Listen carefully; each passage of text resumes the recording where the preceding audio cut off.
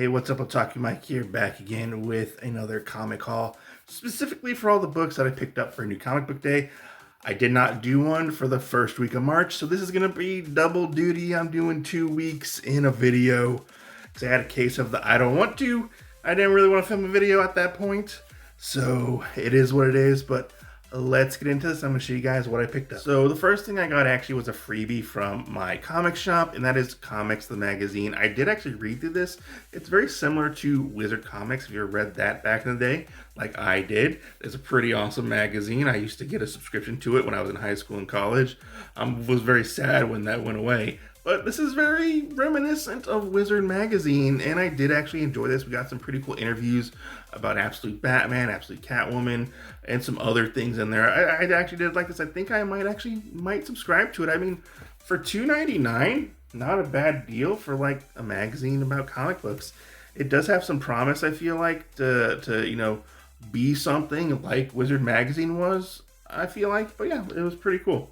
Next, we have the book that's been taking the internet by storm, or comic community by storm, I would say. Dork, issue number 2. I did do a video on this on my channel. I actually really did like this issue.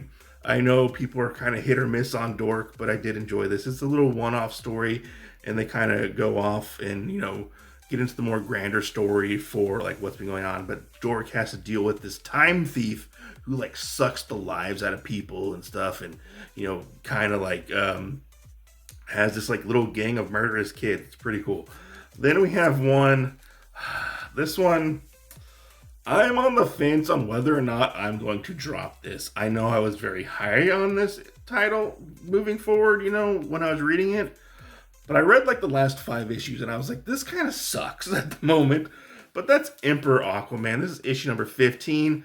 It's just Aquaman with the rebranding. That's all it really is. Now, I do like the premise of Aquaman potentially going into space to help other like people. I think that's pretty cool. But I don't know if I'm gonna continue to read this. I might give it another issue or 2, but this just hasn't really been doing it for me. The artwork is amazing still in this run, but like the whole DCKO thing that was going on, and the whole stuff with like Aquaman and like his family being gone, and they're not really there, they're trapped in this time thing. It was weird. It was weird, and I don't really feel like it flowed very well with the DCKO events, because they tried to wrap it into that. Next one that's people seem to really want to get a hold of, and that is issue 1 of 51. This was a really fun read. It's kind of like Men in Black meets Warehouse 13 with a little bit of like Biodome thrown into there. It's fun. I'm going to be doing a review on this on my channel. If you're looking for like a little sci-fi, retro feel, definitely go check this out. It's a pretty fun read. Next, we have TMNT issue number 16. We are on issue number 16. That's pretty incredible. This book continues to hit it out of the park, especially with this new team. They go to some pretty interesting story places with this book, with this new villain and what they're doing. I don't really want to spoil it, but it's actually pretty cool. Next one I did not pick up for me. This is actually for my girlfriend. She really enjoyed issue number 1, so that's Sirens. Issue number 2, this is Love Hurts. Pretty fun little Elseworlds book. If you're into like the Sirens, I think the Sirens are a pretty cool team.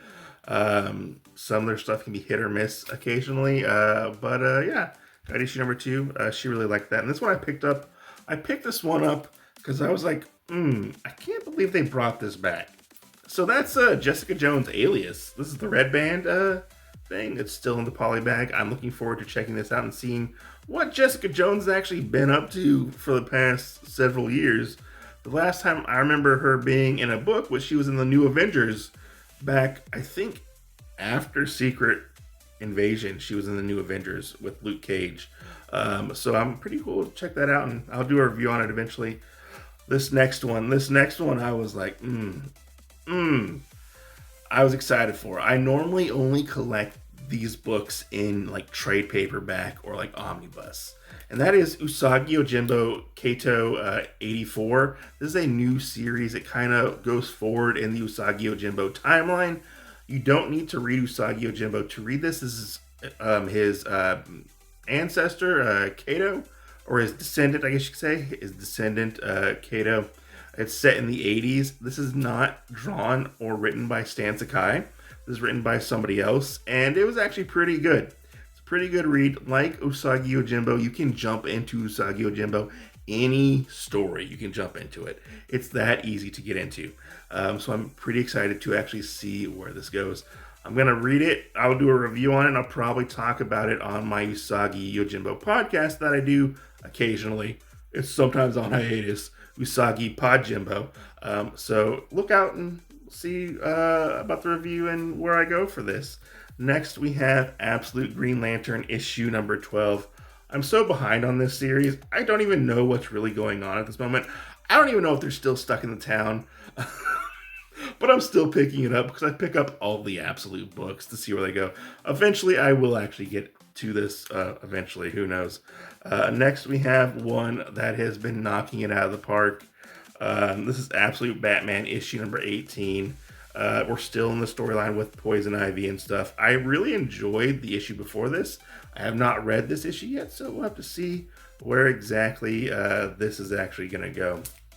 Then we have Elvira, or Harley Quinn x Elvira, issue number 5 right here. I like this little retro sci-fi thing that they got going on the cover. This is not for me. I buy this for my girlfriend. She likes this book and she thinks it's funny. So yeah, pretty cool. Moving along, we have Daredevil and Punisher. This is part of the Devil's Trigger storyline. This is issue number 5. This is the end of this book at this moment. It was actually a pretty fun little mini series. I don't know if it's going to be tying into the overall Daredevil Punisher ongoings that are going on at the moment, but I did actually really enjoy this. Pretty fun read. I'll eventually have to do some reviews on this because it was pretty good. Then we have Batman issue number 7 with the return of the Joker. Fat Joker, one might say. Things are getting really interesting in this book. Joker has a complete 180 when it comes to his personality, and it's kind of weird. It's kind of weird to see Batman and Joker's interactions in this. Issue 7 right there. Then we have Speed Racer issue number 6 right here. This was actually a really good issue. If you're looking to jump into Speed Racer, this is pretty good. Speed gets in a rivalry with this new driver who his dad worked with Pops on the engines that the Formula X cars use, and he thinks Pops kind of wronged his father and was responsible for his death, and so they get into a race. It's a pretty epic read, I have to say, but it is pretty fun. It's still running on all cylinders.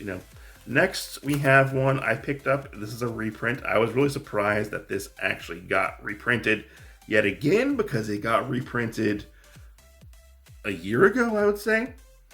So that's Marvel Team Ups issue number 14. This is the Ryan Otley cover right here.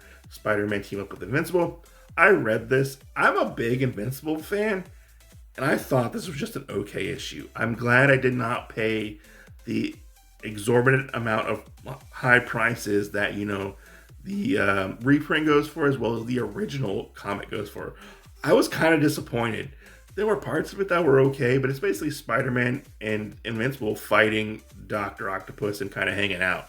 That's really all this is for a crossover. It is canon to the main Invincible story, but it's not really a must-read if you're an Invincible fan. Next, we have JSA issue number 17. This is part of the Year 1 story. I gotta be honest, I'm kind of glad this story is about to end in an issue. I really wanted to go back to the main story that we have after the whole Ragnarok thing. This one has kind of been really, the pacing of it's been really, really weird. I like it that we got to see Amazing Man in this, but that's probably my highlight for this issue. It's hit or miss, I feel like, with JSA as well. At this point with this story, the story just isn't vibing with me. It's kind of everywhere. There's so many different moving pieces because the JSA are kind of trying to come together because it is a year one story. Next, we have DCKO issue number 5. This is the penultimate issue for DCKO, the very end of it. This was a pretty crazy read. It was a real crazy read, and I kind of liked where it went, where we got a bunch of superpowers from our characters got different superpowers or different. They got like bits of the Omega energy or whatever it was called from Darkseid. Darkseid's still out there, and it looks like we're going to be leading up to an absolute crisis, of one might say. So I'm really excited to see where this goes. It was fun. It was a fun ending. I know people kind of like are hit or miss on it with that Superman wins. Spoiler, Superman won, kind of. But technically everybody won in this. But yeah, I really did enjoy it. It was a pretty epic fight. Next we have Casey Jones issue number 5. This is probably one of the favorite things that, for me, that TMNT is putting out at this moment. I really wish this was an ongoing series, unlike the Shredder series that we've been getting from IDW, because this series is so much better than the Shredder stuff. And Casey, you know, getting into this thing where he has to fight these aristocrats to help out the mutants that you're collecting and hunting, and they're using to like test, or they're getting like mutagen stuff, and like they're making it for humans, and it's having this weird effect on humans. It's not necessarily like mutating them, but I like where this is going, and it's ending in one more issue, and I'm kind of sad that it's ending in one more issue. Next, we have Absolute Flash issue number 12 right here, where this is the not the final story. My bad, I misspoke. This is the final issue for this first story arc, where Flash is fighting Thawne, of all people. Pretty gnarly, just saying. And then next we have Absolute Superman issue number 17. Absolute Superman is taking on Parasite in Metropolis. Pretty gnarly. It's pretty gnarly because he's just still dealing with the Hawkman stuff in this. I feel like we're kind of starting to get remnants of like a Superman that we kind of know. But I like where this is going, and we're going in a whole new direction after what happened with Vandal Savage. But I like where it's going. And we're getting like little snippets of it, like a Superman we might know. And going forward, we're actually going to be getting Black Adam and I think Shazam in this book. Then last but not least, we have Batgirl issue number 17. This starts the new story arc, the Curse of the Blood story arc. If you don't know, Batgirl's been dealing with the unburied ninjas for quite some time. She actually gets superpowers at the end of DCKO. She gets some pretty cool like blood-bending powers. So yeah, I'm looking forward to reading this. And that's all the books I picked up. Let me know your thoughts down below. What have you been reading for comic books, new and old? I would love to hear your thoughts. Peace out, stay safe, go read some comic books.